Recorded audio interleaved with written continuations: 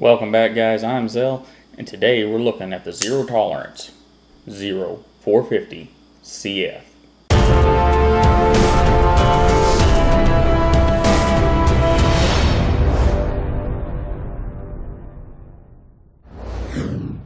So let's get a look at the ZT 0450 CF. As you can see, we've got carbon fiber scales on this side, and that is a full slab of carbon fiber. As we roll it on around, we have green pillars in here, anodized aluminum, I assume, pillars, and our flipper tab. Well, it's jimped, but it's not jimped with that stuff that's just going to tear your finger up. It's done very nicely. And full flow through. The only locators we have are the stop pin and these two green anodized spacers. And as we roll around the other side, we are all titanium. And we have our lanyard hole, of course, and our pocket clip. And there's been discussion in several different directions about this pocket clip. I'm going to say this. The pocket clip does a good job. Could it have been deeper carry? Yes, it could. However, the good thing here is we've got a rather small knife at a closed length of 4.2 inches, and it's a deep enough pocket clip and has enough tension that you're probably not going to get this super lightweight knife ripped out of your pocket and not know it. And believe me, that's a problem with these little small knives. You know, get something under the pocket clip there and it just lifts it right out of your pocket and you not know it, and there goes a bunch of money. Because this thing only weighs 2.41 ounces or 68.4 grams. It is a super lightweight. And while we're on this side, we've got our lock bar cut out here, and we have a steel insert that works as an over travel stop for our lock bar. That's awesome. And our pivot is large, but it's not decorative, and it is a free spinning pivot. It's not a D-shaped pivot, but we're running on bearings, so that should be okay. And our handle shape, we've got kind of a boat shape or canoe shaped handle, and you know, I've heard complaints about this. For me, there aren't any. This handle works pretty good. What you'll hear are people complaining about getting their pinky finger up on this. And yeah, my pinky finger kinda grabs right there, but it doesn't seem to be a problem. Another complaint I've heard is that this jimping is useless. I've heard that more than once. I don't agree with that. That jimping for me is well placed. It lets you get some better control with your cut. Now there is some unusual, and who knows why they put it there, jimping. If we look right here on the back of the knife, we have some jimping. It's almost on the tail of the tang of the knife. I mean, there is no way that you can come in full contact with that jimping, so I have no idea why it's there. So if you're looking for useless jimping on this knife, right there it is. I have no idea what it's doing there. Anyhow, our lockup. We have right around 50%, maybe just a bit more lockup. I think that is a bit more now. But it's good and solid, no play in any direction. And action. This thing is a marvelous flipper. Left, right-handed. As long as you can teach yourself left-handed to keep your finger off that lock bar, flips great. Now you stick your finger on the lock bar, you might as well forget it. It's not going to flip. But as long as you keep it off of there, flips great. And closing, it'll just fall right down and snap, you're in there.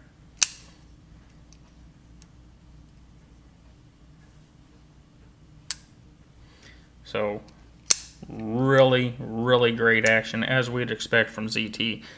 Another issue that I've heard about with this particular model is blade centering. As we can see here, this one is centered up pretty darn good. I don't know if it's quite perfect, but it's pretty freaking close. Now, it was not whenever I got it. It took some wear, it took some use. I've had it a few weeks, and It's been flipped a lot. One, because it flips really well, and two, because it needed it. I was either going to have to do that or take it apart and clean the DLC coating off the tang of the knife. But once it had been flipped quite a bit, I set the centering with the pivot tension and got everything lined up and Loctited the heck out of it. I used the gel Loctite and Loctited it down pretty good, and it has stayed since. Alright, getting a look at our blade, we have kind of a standard drop point. It's got a bit of a saber grind, but it's pretty high. Now, you can see that the edge I put on it is a little tall, and that's because it's not terribly thin behind the edge. This is not the best slicing knife out there. Does it cut? Yes, it cuts very well. But it's not like a full flat grind Spyderco or even a Benchmade. But still, pretty darn good. And we've got some swedges here. They're a little hard to see on this black blade. There we go. And overall, it's just a very nice looking blade. I do wish it was ground just a little thinner behind the edge, but yeah, we'll be okay. We can compensate for that whenever we sharpen it. Now, another problem that I heard is that you couldn't get a fixed angle sharpener back here.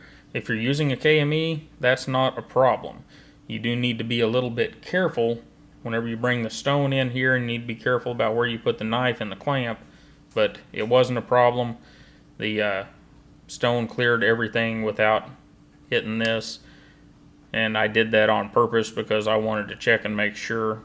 Whenever I go to sharpen it again, I'll probably extend the sharpening choil out just, maybe a 1/16 or so to kind of straighten that up. And, that's kind of the deal here. We've got S35VN, very good steel, of course.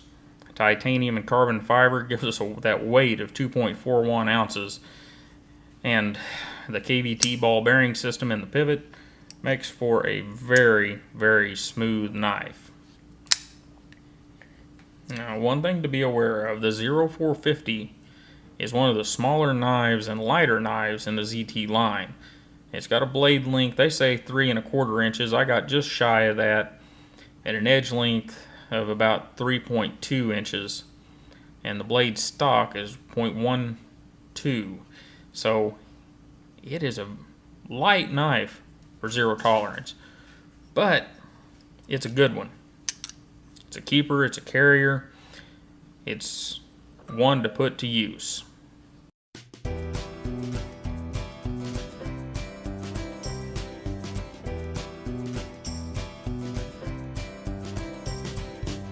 Alright guys, so what do you think of the Zero Tolerance 0450 CF? Forgot to mention earlier, it's a Dmitry Sinkevich design, and that guy's name is hard for me to say for some reason. And it's very reminiscent of many of his other designs, sleek. And I think that's the best word for most of them. They are sleek, small, light. And that's what this thing is at less than 2.5 ounces. And it is a great one. Now, to go quickly over the complaints that I've heard from other people. Whenever you get one of these knives, you're going to want to flip it a bunch, or you're going to want to take it apart and clean up that area around the pivot on the blade, because it doesn't center terribly well whenever you first get it, and it's the fault of that DLC coating around your bearings. Now, what I did was it just got flipped a lot, and apparently it has worn that DLC coating smooth. And once that happened, I took the pivot apart, cleaned it all up. Whenever I say that, I just took the pivot screw out, cleaned everything up, and re-Loctited it. Use blue Loctite, guys, not red. Do not use red. I've seen some knife makers and some maintenance videos where people have used red here recently. Don't do it. Red is bad. Use the blue stuff. You can use lots of the blue stuff and everything's okay. A little bit of the red stuff and it may be the last time you take your knife apart. So anyhow, blue Loctite, got it good and set, made sure everything was good and centered, let the knife set without flipping it or using it for about 24 hours, and it has been centered ever since. Now the other issues that have come across are the handle issues. And, you know, people are complaining about this area right here. I didn't have a problem with that, don't have a problem with that. My palms are about 3 3/4 inches across, and so that puts me somewhere between a medium and a large glove. And I don't have any issue with the handle. In fact, it's a very comfortable handle for me. You know, if your hands are somewhat bigger, you may have an issue. If your hands are smaller, definitely won't have an issue. And the last issue is sharpening with a fixed angle sharpener. I didn't have any problems. I use a KME system. You did need to be careful of the front of your handle slabs. Make sure you didn't get that stone up there against them. But I sharpened all the way down to the end of this sharpening choil without any issue. Now, they did not do the sharpening choil perfectly, and I'll have to enlarge it just slightly in the future. But I left it that way to make sure with the KME I could sharpen that far back. Now, that doesn't mean that it'll work with the Wicked Edge. Doesn't mean it's going to work with your Edge Pro. In fact, according to Rob over at the Apostle P, the Edge Pro has some problems with this. One way to alleviate that problem, if you're using a clamp style fixed angle sharpener, is simply to take the blade out. Once the blade's out, problem's over. Clamp the blade in your fixture and no handle to worry about, no handle to nick or accidentally hit with a stone. Anyhow, guys, as far as I'm concerned, the 0450 CF is an excellent little knife. It does warrant its price tag, and yes, I know its price tag is pretty hefty, but for what you're getting here, I do think it warrants that price tag, and I think you'll be very happy with it if you pick one up for yourself. Anyhow, guys, I really appreciate you stopping by. Don't forget to like, share, and subscribe. Remember, we've got a lot of giveaways going out over the next few weeks. And you have a wonderful day, and I'll see you next time.